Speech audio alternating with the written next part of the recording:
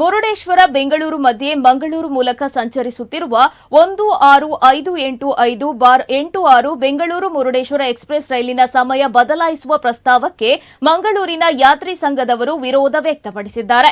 ಮುರುಡೇಶ್ವರ ಸ್ಟೇಷನ್ನಲ್ಲಿ ನೀರು ತುಂಬಿಸುವುದು ಹಾಗೂ ಬೋಗಿ ನಿರ್ವಹಣೆ ಮಾಡುವುದಕ್ಕಾಗಿ 3 ಗಂಟೆ ಕಾಲ ಈ ರೈಲನ್ನು ನಿಲ್ಲಿಸುವಂತೆ ರೈಲ್ವೆ ಮಂಡಳಿಯು ರೈಲ್ವೆ ಇಲಾಖೆಗೆ ಸೂಚನೆ ನೀಡಿರುವುದರಿಂದ ಈ ಬದಲಾವಣೆಗೆ ಸಿದ್ಧತೆ ನಡೆಯುತ್ತಿರುವುದಾಗಿ ತಿಳಿದುಬಂದಿದೆ.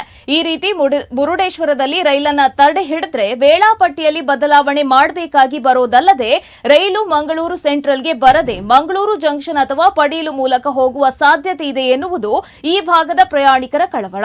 ರೈಲಿನ ವೇಳಾಪಟ್ಟಿಯನ್ನ ಯಾವುದೇ ಕಾರಣಕ್ಕೂ ಬದಲಾವಣೆ ಮಾಡಬಾರದು ಎಂದು ಅಭಿವೃದ್ಧಿ ಸಮಿತಿ ಅಧ್ಯಕ್ಷ ಹನುಮಂತ ಕಾಮತ್ ನೈಋತ್ಯ ರೈಲ್ವೆ ಪ್ರಧಾನ ಮುಖ್ಯ ನಿರ್ವಹಣಾ ಪ್ರಬಂಧಕರಿಗೆ ಬರೆದ ಪತ್ರದಲ್ಲಿ ಆಗ್ರಹಿಸಿದ್ದಾರೆ.